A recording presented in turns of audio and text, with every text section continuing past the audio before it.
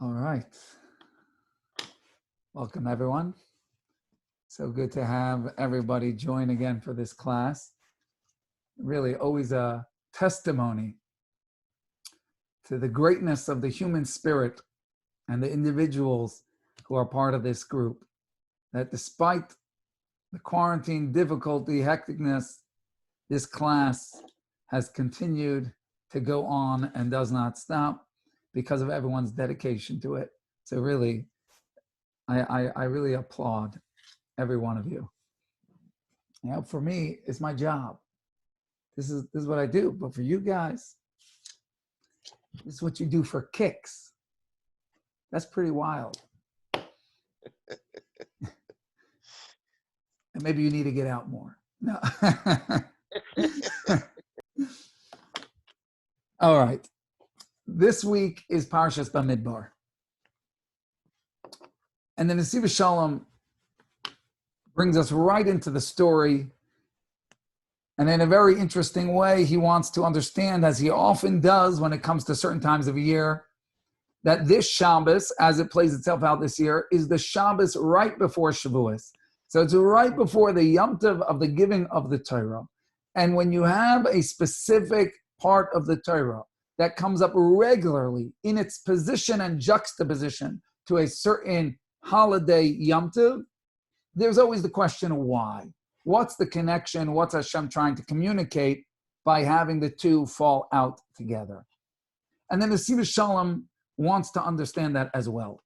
But more specifically, and he zeroes in on, and then we'll flesh it out and understand the connection later. He wants to understand. There's a few elements to this parsha, and he wants to understand a couple of nuances about them. And if you open Parshas Bamidbar, you open up to the census, the Jewish people being counted yet again. And yes, if you've been astute and on top of your studies, you've noticed that this happens a lot in the Torah. Rashi tells us right here on the spot that Hashem likes to count us because he likes us.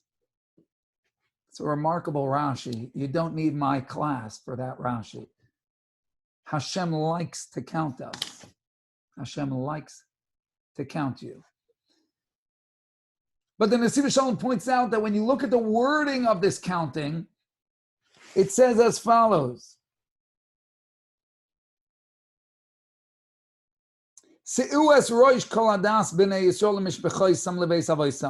Raise up the heads. Let's count them, right? Do a head count. Of all the nation of the Jews, their families, bimispar shemois, the number of their names. He says, what an odd way to say it, the number of their names? We're counting their names. What's going on with this counting? And specifically, what's going on with the way it's phrased in the Torah to count us by our names?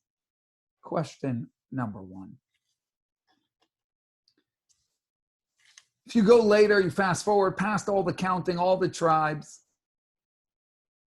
the Torah starts to delineate something very, very unique. And this is what we call in Hebrew the Degalim. The banners, the flags. What is this? Hashem begins to instruct the Jewish people how they should encamp when they are in the desert. As we know, they traveled from Egypt to Israel via the desert. And Hashem now gives them a specific order of how the tribe should encamp around the Mishkan, the tabernacle, which would be central. And each of the tribes would take a very specific position in a very specific direction, and they would actually get these flags that would represent each of the encampments, each of the directions, and each of the tribes. And then Nesiv Shalom, and of course, anybody who's reading this has to ask themselves, what's going on? What's going on with this specific formation of how we camp, how we travel. Where did it come from? Why all of a sudden? We've been in the desert already. It hasn't been mentioned before. All of a sudden Hashem's giving this commandment. And what's the message of it? What's it trying to tell us? What was it trying to tell them? And what's it trying to tell all of us for all time, for eternity, as an eternal teaching, living Torah? These are the questions the Nesiv Shalom wants to know. Okay, and like we said, what does this have to do with Shavuos?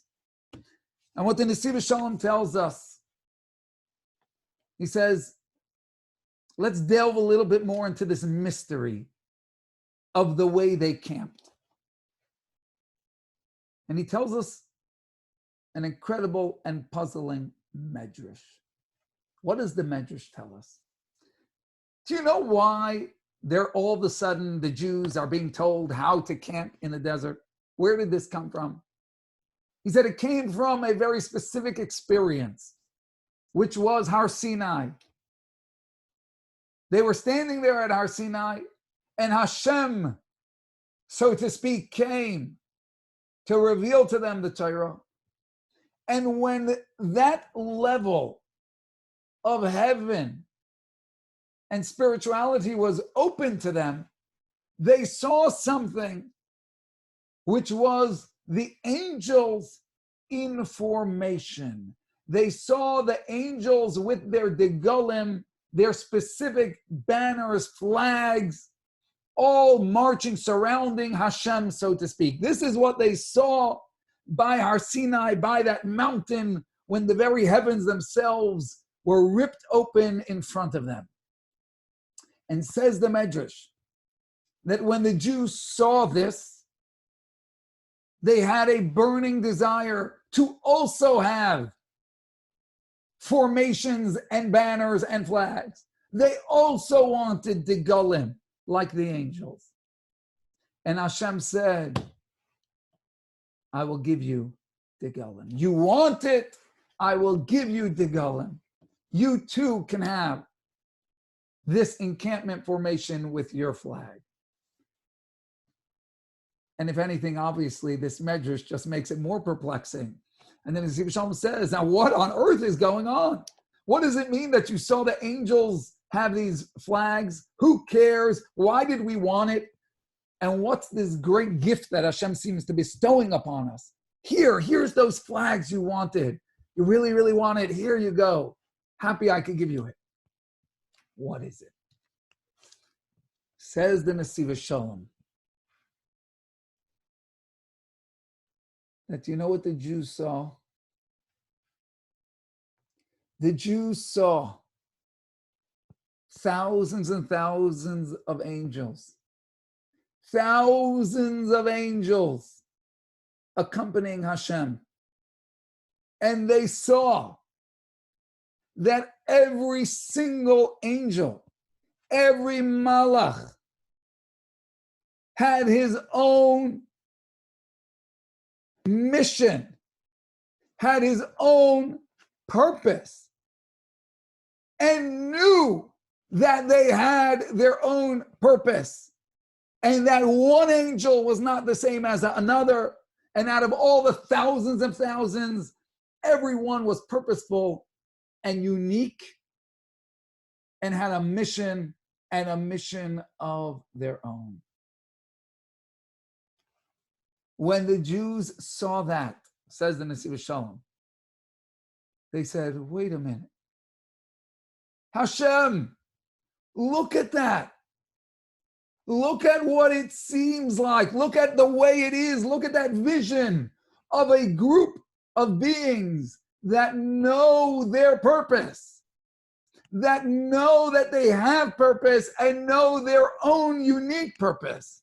Hashem, we also want to have clear and to know forever that we have a purpose and that we have a unique purpose.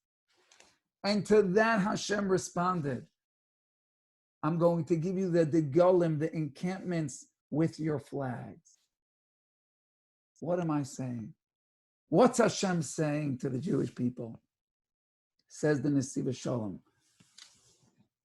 Fundamentals of fundamentals.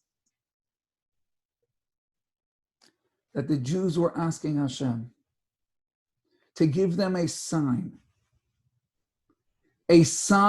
by which they would be helped to never forget two things. And for us sitting here today, it's the same two things that the Nesiv Shalom is trying to remind us about. Number one, first and foremost, get your flag. Go to your specific location in the formation and get your flag. Why? Because you can't just float around. You have a purpose. You have a mission. We are here on earth for something. And the Jews, they saw that the angels did not forget. They weren't forgetting that they had a mission, that they had a higher calling, a purpose to every breath they took. And the Jews said, "Oi, we want that. We want to also remember that." Now Hashem said, if you want a reminder, that's a good request. I will give you one. Here's your flag. And let that flag serve to remind you that you are here on a mission. You have extreme purpose. Life is about extreme purpose. Purpose of the highest caliber possible. That's the first thing we have to remember. And the Nesiv Shalom says, it's from the most difficult of Yetzer Haras, most difficult of persuasion and temptations, to feel laissez-faire, nothing matters, chill out, relax. Us Americans were very into this, right? Hey, Rabbi, simmer down. Calm yourself. Let's just grab a beer or something. The Yetzer Hara very, very powerfully wants us to forget that there's a purpose. Let's get lost in the transient. Let's feel insignificant and therefore free to do nothing. He said, but we have to take a stance, and Hashem is helping us take a stance. And he gave us the Degolim, and we read about the Degolim as a message where Hashem testified. Make no mistake about it. Take your position in the camp. You have a position. Hold your ground. Wave your flag. You are part of this. The Tzivah Hashem, the army of Hashem. A purpose in the highest regard possible. That's everything. Like the Mesilas Yesharim opens up and says, if you want to know what the core is of all future growth, if you want to know what the bedrock is, if you want to know what the engine is that fuels all future levels of attainment, it's remembering that you have a purpose. It's remembering that calling. It's remembering that you were sent to earth as a messenger of God. As the Chidush HaRim says, Shaluchei mitzvah. A person can be a messenger for a mitzvah. If someone gives you money, we often have this custom, right? Somebody goes to Israel, people give them money, give this to tzedakah in Israel. Why? Because by doing that, you've made them a messenger for a mitzvah, and now they have divine protection. The Chidush HaRim says, aren't we all shaluchei mitzvah? Aren't we all messengers for a mitzvah? Isn't that what we were sent into this world for? He said if we would just remember it, then we would also get that divine protection. If we would remember that we are shluchei mitzvah. We were sent by Hashem. Hashem took us and he said, little Yehoshua Yosef. That's my Hebrew name, if you didn't know. Yehoshua Yosef. I have a job that needs to get done in the world. A great accomplishment. I need a soldier. I need somebody who's going to stand there and sanctify and elevate and connect heaven and earth. Will you do it? And I saluted Hashem. I said, yes, sir. Send me down there. Hashem did. And I'm on that mission right now, just like you are. I wish I could remember that salute that I gave Hashem. But that's what Hashem is trying to remind us with the Degalim. Remember that salute. Remember that I sent you on that mission.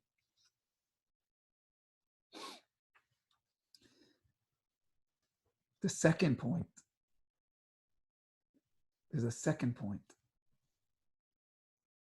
A second thing that they noticed about those malachim, those angels. And that was that not only did they remember and have clarity that they were on a mission, not only did every one of those angels have purpose to their motions and their movements and every breath they took. And the Jews said, hey, we want that. And Hashem said, yes, you do want that. You should want that. But they noticed that the angels, the malachim, each had their own purpose. Everyone was unique. And that they had clarity, that they're not the same as each other, and that there's no duplicates, and there's no extra. And there was nothing that was created for naught. And that every one of them had something unique to contribute. And the Jews said, wait, we want that too. We want to know that about ourselves. And Hashem said, I'll gift you with that. Go stand in your place and have your banner. To know that you alone have a mission. Don't forget that you have a mission, and don't forget that your mission can be done by you and you alone. And says the Nesiv Shalom, that's what Hashem was really alluding to when he said, count the Jews, b'mispar shemois, count them by their names. Count them by their names, meaning don't lump them together. Every individual and their names, the name of a person is representative of their essence. And Hashem was saying, count every single one of their names because their essence is different. Every one of their names, every one of their purposes, their missions, they are not the same. Don't count any of those two people as one. Every single one of them has their own name because they stand alone as the singular force, the singular soldier, great and lofty messenger of God for that unique purpose that they were sent into the world for.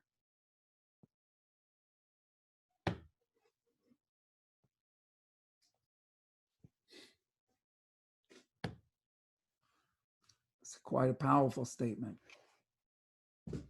We've said this many times. The Nesiv Shalom brings down from the Arizal. No two people have the same purpose, not since the beginning of time and not till the end of time. There are no duplicates. And the Jews, when they saw the malachim, the angels with that clarity, they realized this is essential. We want that. And unbelievably, Hashem gave it, meaning that Hashem made a public statement with these camps, but deeper, Hashem spiritually made it that every person can recognize. We can recognize. The Nesiv Shalom says this, that this is what Hashem gifted them, like the Medrash says. He said, yes. They said, we want to recognize our unique purpose. Hashem said, yes, I'm gifting you with that, which means, says the Nesiv Shalom, that every one of us, if we pursue it, if we really ask, if we really say, I want to get in touch with it, we will find that we recognize our mission in life and our unique mission in life.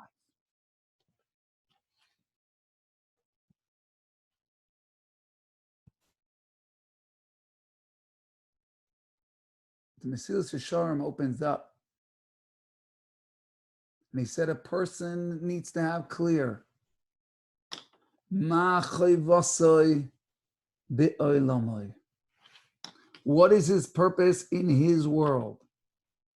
And the problem is, it should have said in Hashem's world. What does it mean in his world? And the truth is,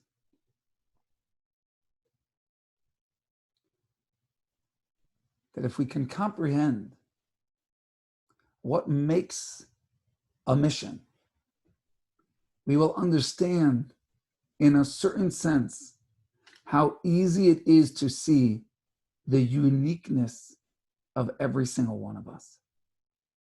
What makes our mission in this world? Two components, the Ramchal says, specifies it more in Derech Hashem. There's everything about you. Are you happy, melancholy, excited, calm, easy to anger, easy to please? Do you have a good memory, a bad memory? Do you like learning? Do you hate learning? Can you sit still? You're more active. You like to relax. All these parts of you. In fact, everything that you mean when you say me. That is your toolbox. Those things that exist in your life, in who you are, in your emotions and your mental capacity, not one drop of that is in vain. It was masterfully tailored to produce the wherewithal for every single one of us to accomplish our mission. And since every single one of us is different, we know that we have different missions in this world. And that the fact that you have something different than me is itself a testimony by Hashem that you have a very, very specific purpose. And that purpose is going to be twofold. As the Chidush Arim brings down, and my brother just shared that the Or Meir brings us down as well, that there are two parts of your personality that play a primary role in what you're doing here. The thing that you're really bad at, the thing that we really, really struggle with, that's not an accident. You didn't choose to struggle with that. Hashem made that a struggle. Why? He wants you to fight it. He wants you to wage war in that area. And secondly, the things you're good at. Why did Hashem give you that? Why did he make you good at that? Why did he make you good at cheering people up? Why did he make you good at cooking? Why did he make you brilliant at learning? Why? Why did he make you insightful into human nature? Those things that we have are also exactly tailored and created by Hashem and put into us because they are part of our unique mission to utilize those tools and to go out there and do amazing things with. And the second component, that's the us.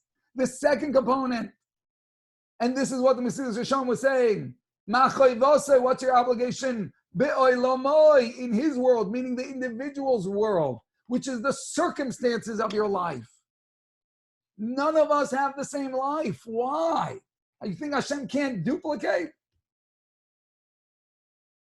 Because the details of our lives, the challenging people in our life, the helpful people, the challenging events in our life or circumstances. We don't have money, or we have a lot of money. We don't have friends, or we have a lot of friends, or something in between all of that. Our house is collapsing. We need to move. All the details of our life, they're never ending in all the intricacies, and none of them are the same. That is also the stage that Hashem is setting for every one of us to fulfill our unique purpose. Every one of those circumstances is either for us to rise against the struggle and battle back to do what Hashem wants despite the difficulty, or to use a positive situation and run with it and make the most of it. Yes, that aggravating person that you know, give them a hug. They're part of the whole reason that you're here. They're part of the whole reason that you're here.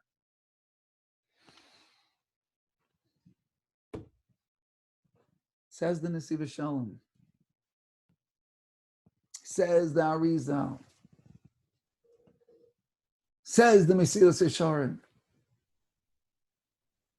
We've got to remember that every one of us is part of a mission that we were sent here on behalf of Hashem.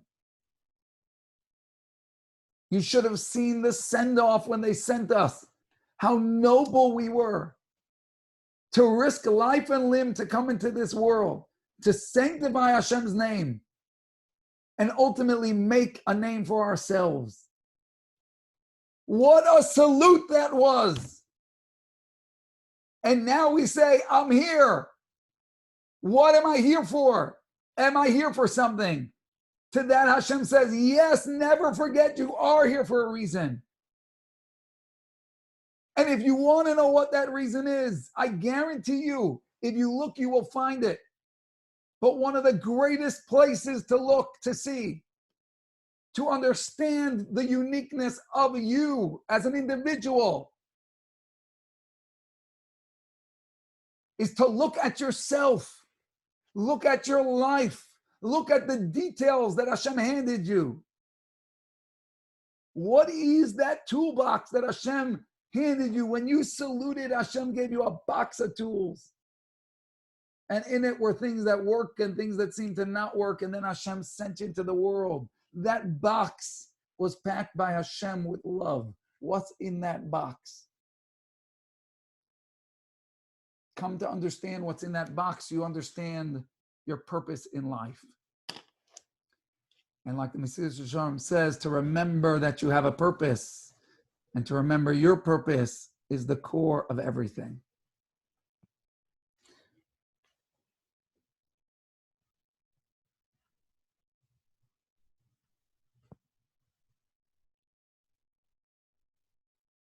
This idea has profound ramifications.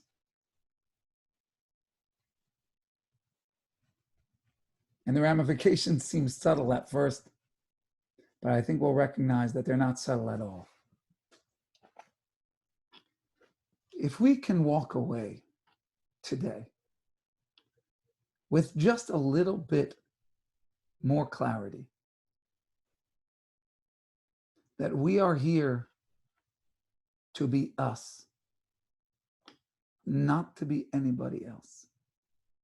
That we have our own flag. We are Bamidbar Shemais, our name. If we could hammer that home, then we will be able to walk away with a tremendous sense of freedom. We will be able to throw off one of the greatest yokes that burden the heart of mankind. And that is competition and comparison. How often do we look at the other person? How much do we rate ourselves, our success and our failures based on how they stack up to those around us? How often do we find ourselves uninspired because we're not doing as much as them, him, and her? When in truth, who cares? It's a different mission. And we say, no, but I wasn't gifted the opportunity. I didn't go to yeshiva. I wasn't born from religious and Orthodox or Jewish. Who cares? Hashem packed your box for you. Check your knapsack, soldier, for your marching orders and your unique mission. Don't get hung up with their mission. If you do their mission, we've got nothing. You got to do yours. But what's mine? I'm so set back. You're not set back at all. You're exactly on target with your purpose, your mission. That's the joy. That's the joy that we can have when we hear this message that we saw from the angels. They don't care about the other angel. They're happy to march side by side. They'll do their part. I'll do mine. I alone can do mine. It's totally different. There's nothing to compare. There's no competition. I'm talking to myself right now. This message is relevant to me. Eizehu Asher, Hasameach Bechelkoi, we say in Pirkei Avos. Who is wealthy? The one who rejoices over their lot, their portion. You want to be wealthy? You want to rejoice every day? Then we need to rejoice over our portion. Our part of the destiny. Our part of the greatest mission in the universe. The whole reason Hashem breathed life into everybody was for this mission that you and I are tasked with.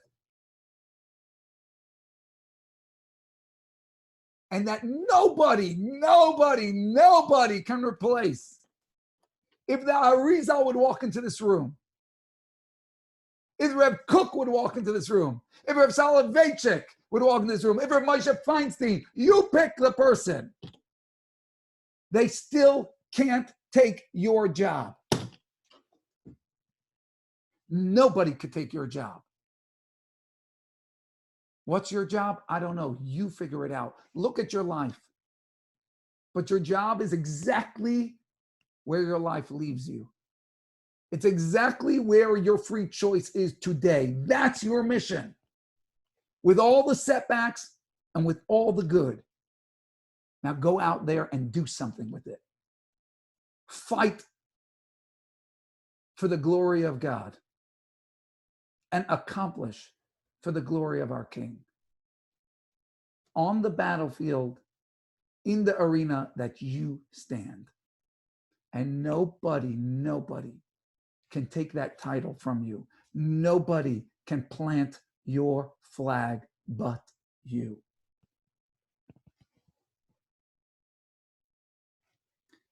The Moreh 9 tells us that every single one of us is a letter in the Sefer Torah. Every one of us is a letter in the Sefer Torah. There are 600,000 letters in the Sefer Torah. There are 600,000 core souls of mankind which branch off. Fine. Every one of us is a letter in the Sefer Torah. And he says, and we've mentioned this, it's very powerful, that if even one letter was missing, it's all invalid. You don't have a complete Torah if one letter is missing. But you know what struck me? Something he doesn't say. Do you know what happens if two letters switch places? They're not missing. They just switch places. It's also a puzzle Torah. You also don't have a Torah scroll. And not only that, you have gibberish. You don't have a Hebrew word. You take any word in the Torah and you take two letters and you swap them, you have gibberish. The Jewish people only make sense. You only fit with being you.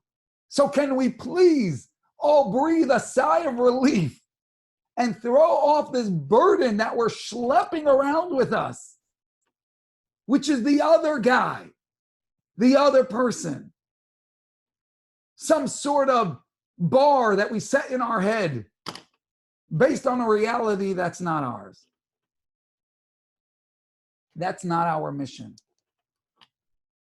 What makes us so beautiful, so stunning, is the uniqueness of every one of us. And I want to go back to that Rashi. That Rashi in the beginning of the Parsha says, Hashem counted us. And the Rashi says right here, that's unbelievable. Hashem keeps counting us. And he says, Mitoch chibosam, because Hashem loves us. Mitoch chibosam lefonav moina isam kosha. Because Hashem loves us so much, he counts us all the time. And if you view that Rashi through the lens of the Nesiv Shalom, that counting means that Hashem is telling us we have something unique to accomplish, then you find something incredible that Rashi's saying. Do you know what is so sweet to Hashem? Do you know where real beauty is? When you are being you, when you're rising to your purpose. That Hashem counts us because he delights in us. He delights in us when we are in line with that counting. What does that counting mean? That no one is the same. That everybody recognizes their unique role and excitedly throws themselves into it. And in that sense, we need to put on blinders. Blinders.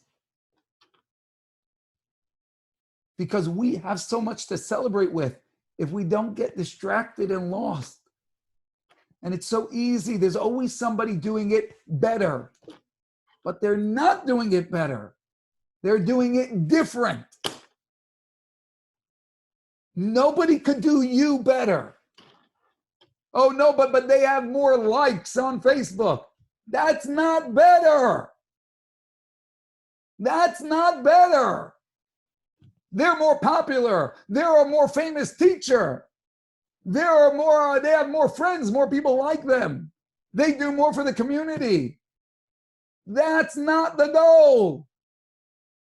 That's not the goal. Facebook doesn't decide who's the best. Hashem loves us when we are each our own number, our own name. B'misvar shemais, know your name. What's your calling? Maybe that person's calling is to be a friend to 100 people, and your calling is to be a good friend to 3. Oh, but if you are a good friend to 3, do you know how much you glow? Do you know how much Hashem is dancing in heaven to your name because of what you're doing, your unique purpose? And that person can be a friend or have the best classes or teach the best or be the most popular or do the most community work or give the most charity. They could do that from today till 100 years from now, and they will still never do the part that's your part, that is your accomplishment that needs to be done. When we realize that we're wealthy and we can rejoice over our purpose, let's not switch places with people and end up as a gibberish Torah scroll. If you swap with anybody, we're left with nothing. We need every one of us to be content with and focused on and wanting to be and delighting in being ourselves, our role. I want to tell you something unbelievable. Stay focused, stay focused. I'm really talking to myself. This is so relevant to me. You got to stay focused, you know? I started this WhatsApp group with this burst of inspiration. Very interesting, because WhatsApp, when you're doing this, I'm speaking very candidly here. WhatsApp has a very horrible feature, which is you could see everybody who joins and you could see everybody who leaves. So you're sending out these videos and you see, you know, boink, boink, boink, people leave. Oh, they don't like me. They don't like me. Doesn't feel good, right? Who cares? You have what you have. And Hashem has given you your task to speak to the people and share with the people who like what you have. Will that be for everybody? No. It doesn't matter. The people that don't click with you are not part of your mission. Obviously, if you feel you could, you don't have to be stuck in your ways. You can adapt. But every one of us will hit our limitations. That's okay. It doesn't have to bother us. I'm saying a level here. It's going to take a clarity to get through this and to really have this resonate. But it begins by getting it clear and then hammering it home. Who cares? If those people don't like us, that's okay. Then that's not part of our mission. We're not meant to teach them, share with them, or uplift them. We're here for the other people. We're here for the things that we can do. And that's our lofty accomplishment in life. Coach Bill Parcells, remarkable coach in NFL football, took numerous teams, the Giants, the Patriots, the Jets, and turned them around. I know nothing about sports, but I saw this quote from him and I looked him up. Obviously a remarkable person. He took teams that were doing very poorly and he turned them around. He changed their record. They started doing fantastically. Obviously we have somebody here who knows how to make people succeed. And I saw quoted from this Bill Parcells something unbelievable.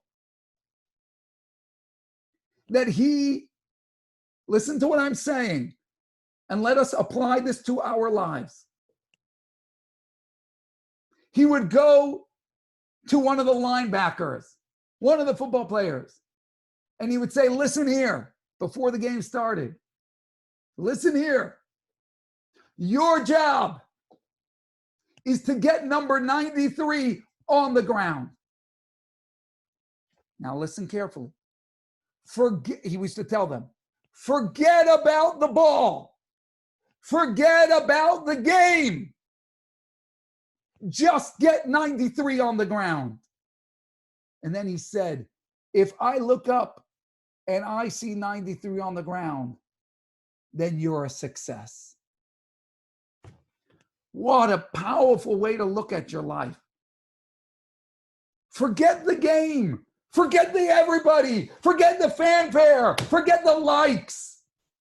Get 93 on the ground. Find your mission. Hashem gave you a box. That's for you to use. Forget the everything.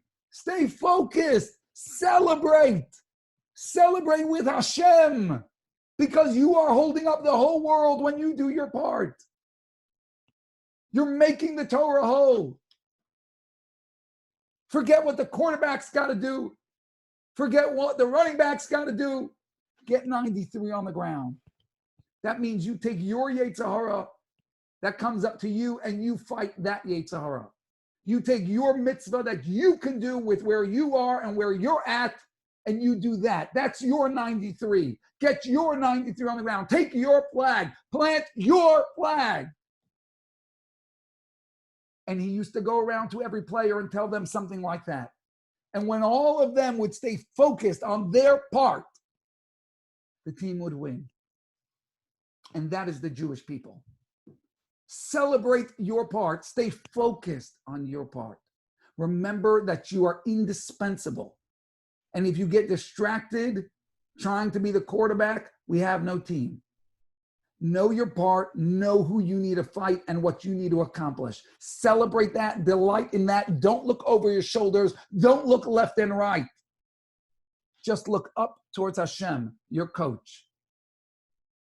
And then our team will win. The Jewish people will produce a Torah. The Jewish people will be great. And you and I will be great.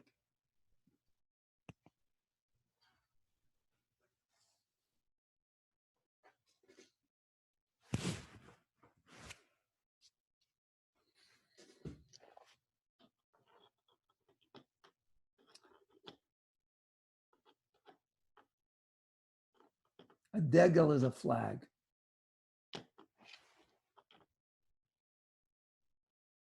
When Hashem sent us into this world, when Hashem gives us our unique circumstance, what he's telling us is that there's a place in the world.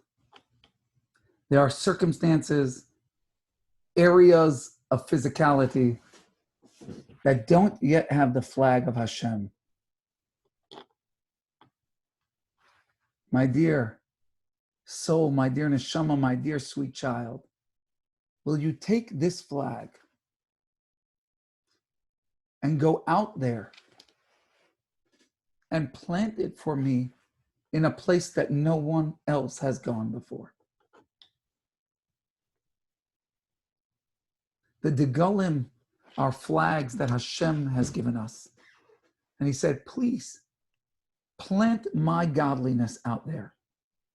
Where? Yeah. When you come home from work and you're so exhausted that you want to lash out to that person, right there, in that spot, do you know that there's never been the flag of Hashem planted there? What do you mean? But the guy down the block is? No, that guy down the block has much more patience than you naturally. But I've never had somebody who naturally is impatient come home from their job with their boss and their aggravating remark that they heard and then trying to not get angry. Nobody has planted the flag of Hashem there in that square inch, that place on that mountain. Will you take that flag and plant it for me, Hashem says.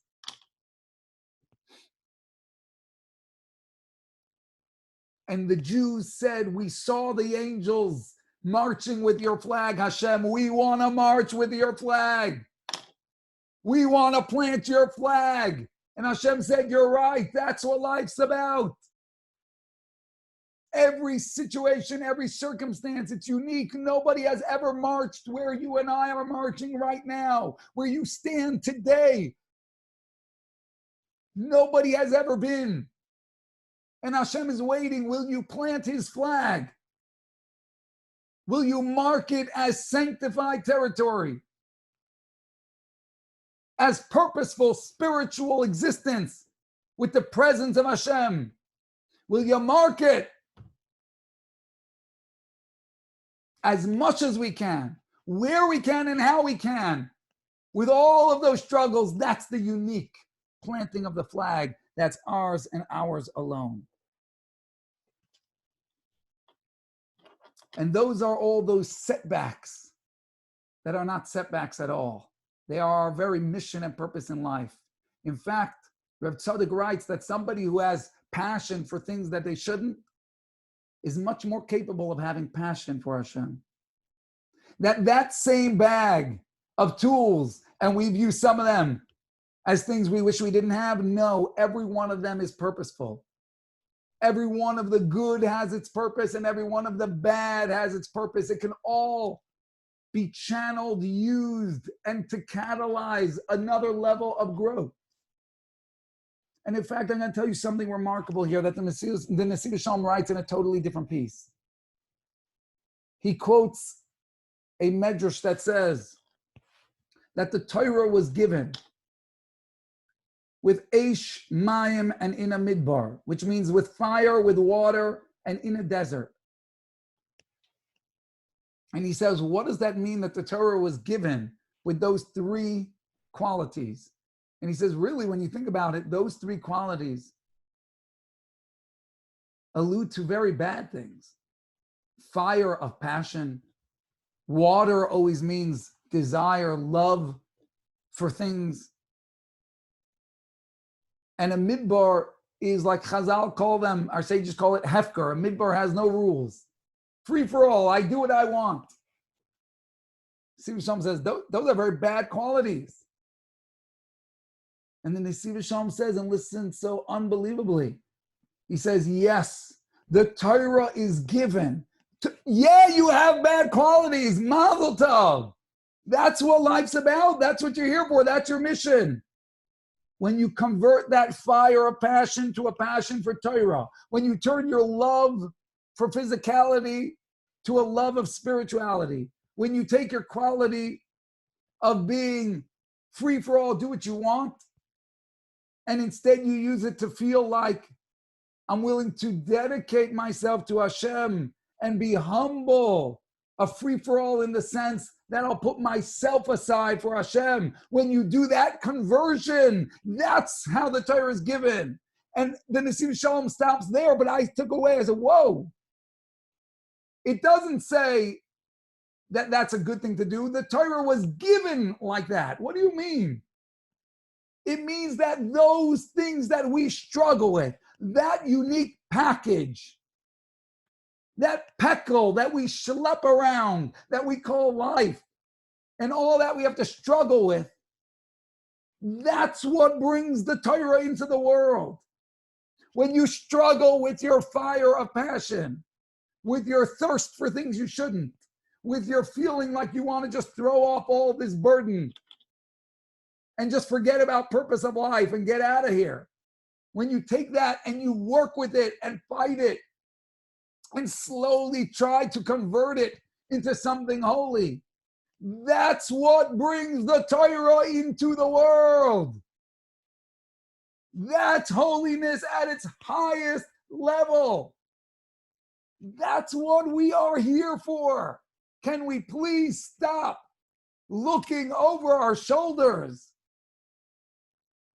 That's what life's about. L'chaim, get up and celebrate. You have a fire of passion for wrong? Baruch Hashem. You will be able to bring Torah into the world that nobody else was able to bring in. You'll be able to bring spirituality into the world that nobody, not the Baal Shem Tov and not the Gra and not anybody else was able to. Bring in your piece of the Torah. Write your letter. Nobody else can. And do it with your challenges, because those are tools also. Those are also part of your box that Hashem packed for you.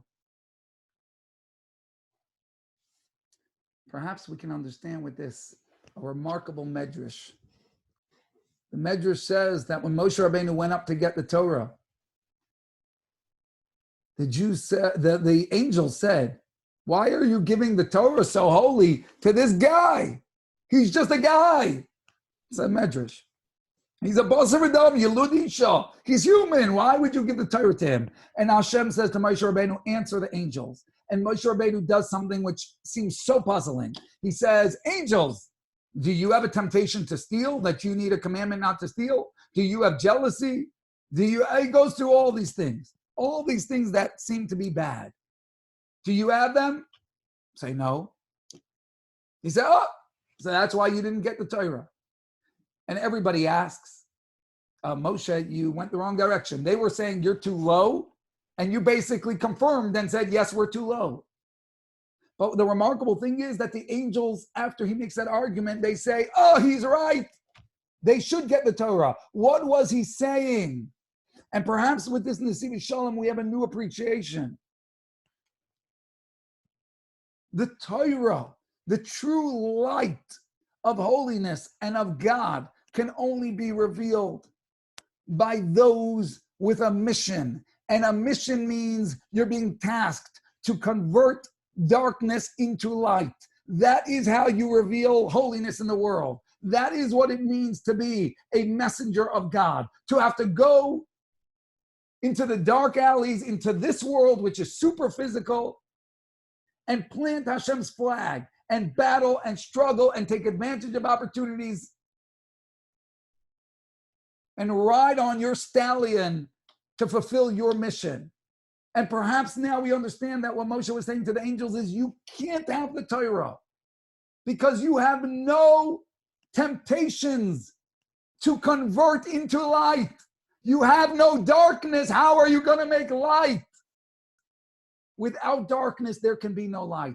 Without something mundane that can be uplifted and transformed, you cannot have a revelation of Torah. You cannot be a messenger of God. You have no mission to battle with. not in the sense of bringing the Torah into reality. And so they agreed. They said, you're right. You have temptation. You have the box that Hashem packed for you that can bring about the revelation of Torah in the world. When every one of you deals with your box, your pekel, your mission, your challenges, and your positive qualities, you will be able to bring the Torah into the world, says the angels. We cannot. You're right. And just so you know how great you are, just so you know how great you are, I want to tell you something unbelievable from the Yesod HaVodah from Slonim, that he asked on that medrash. It's true, we won that argument, but why didn't the angels respond, okay, God, give us temptation, and then we'll also be able to have the Torah? And he says over there, because the angels cannot handle the temptations that we struggle with.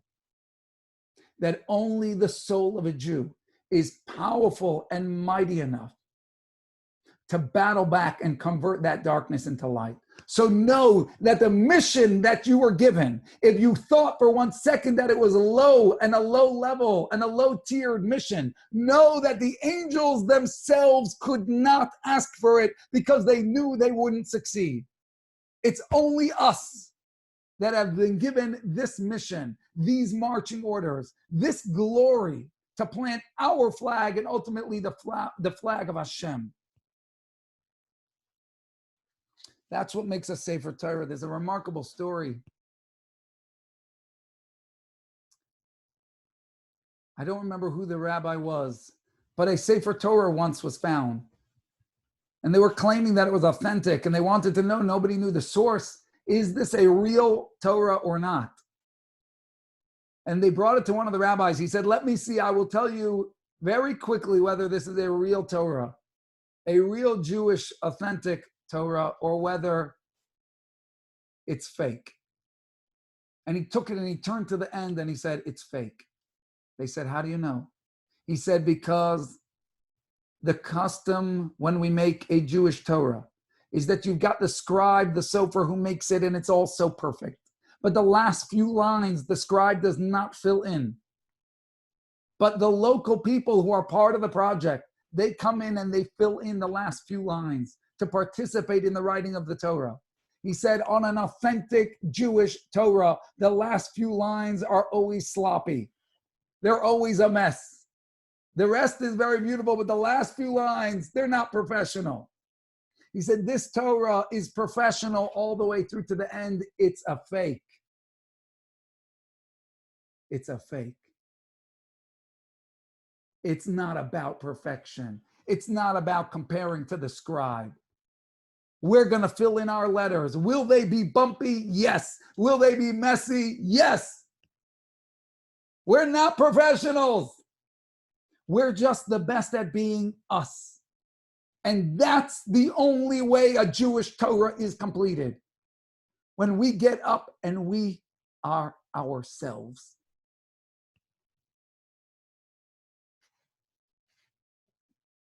It says in the Nesiv Shalom and the Chedush Arim as well. You can't go into Shavuos without reading this parsha.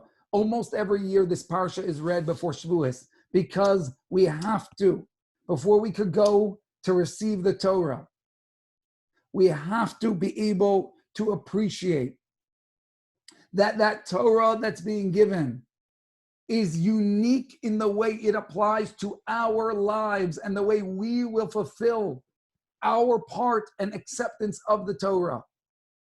That if you go into the acceptance of the Torah, trying to accept their piece of Torah, their way of bringing the Torah into the world, we don't have a Torah.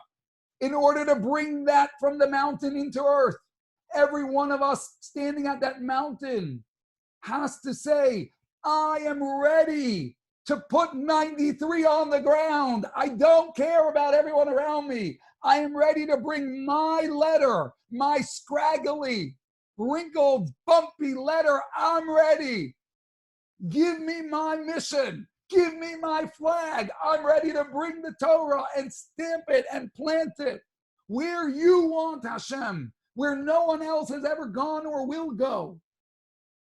Then we can accept the Torah. Then we can bring the Torah into the world. If we want to bring down someone else's Torah or Torah into a life that's fictitious that we imagine, we can't, because imagination's not real. So you can imagine you're the greatest person in the world, but then you will not find God there because that place does not exist. Let us know ourselves. Let us know who we are. Let us know our strengths and our weaknesses, and let us celebrate every drop of that. The Mishnah in Pirkei Avos says, out of the factors that are necessary to acquire Torah, one of them is makir es mekaimai, know your place. Can we please all recognize our place, our stature, our uniqueness, and our flag, our name, and our place in the encampment of God as we stand around the Mishkan, central to us, the goal that we all share that can only be accomplished when we all celebrate our part. This is what the Degolim is. This is what the counting is. And this is what Hashem promised he would give us. May Hashem grant us that clarity in our purpose, that ability to stop looking around, that ability to not care about how we stack up to anybody else. May Hashem give us the ability and the clarity to celebrate and to be wealthy and rejoicing every single day with every aspect of our life, knowing that those parts of our life, those nuances are our toolbox, our unique mission, and our flag that we will, God willing, plant every moment in the name of God, our Holy King. Thank you. Really, I really hope that this comes true because I could really use this. I'm going to unmute everybody. We're in May. That was powerful. Thank you. Thank you. February. Thank Rabbi, you. Rabbi, just Huh? Rabbi, quick comment. Yeah. The comment that I might have would be that We went to Western. Larchmont is for babies. I'm just going to, Abby, I'm going to go back to muting everyone. You unmute yourself. okay. Okay, go for it. I was just going to say that it seems like you could get sidetracked to think that your mission has got to be something so huge and so big, and you don't know what it is. But when I think about Shavuos, and you think about what Ruth's mission was, maybe it was just to give birth to a child whose child gives birth to another child who gives birth to David HaMelech. And her purpose may not have been realized in her lifetime. In other words, meaning you don't get to always see the grandeur. Exactly. And you don't get to know if you're fulfilling your mission, but you just have to be, I don't know, confident in the fact that whatever you're doing, assuming you're, trying to grow and whatever, that's part of accomplishing whatever your mission is. Absolutely. We don't know what our mission is. And I agree with that 100%. I think that's why what the Nesiv Shalom is saying is, look at your life. Your life is the biggest sign to what your mission is. And don't get caught up in looking for something glorious or something fantastic that doesn't exist. Show up to your life the best way you can, and you will know that you're fulfilling your great purpose. Like that player who was told, do one thing, and yet he doesn't necessarily see how that brings the victory until the end. We ourselves find ourselves like that. But we don't know what that one thing is, though. Correct. Well, we won't see that big picture until we're maybe in the next world, and Hashem will show us, look how you played that perfect piece in this masterpiece. But right. we'll know that we did that if we show up to our real life trying to accomplish what we can. Very, very powerful. Thank you. That was wonderful. Thank you very much. I don't think that we necessarily just have one thing. Correct. You know, I mean, like people think of mission, they think, you know, I'm going to go to the store and I'm going to get some bread. That's my mission. Well, I think it's a whole bunch of things. It's the journey, Yeah, you know, that's the mission. I agree. I think it's every moment really is another part of it. So Yeah. I agree with that 100%. Rabbi, thank you so much. That was really good. Thank you. Thank you everyone for joining. Have a wonderful day. Have a wonderful, wonderful day and a great Shabbos to everyone. Be well, You too. everyone. Bye. Thank you.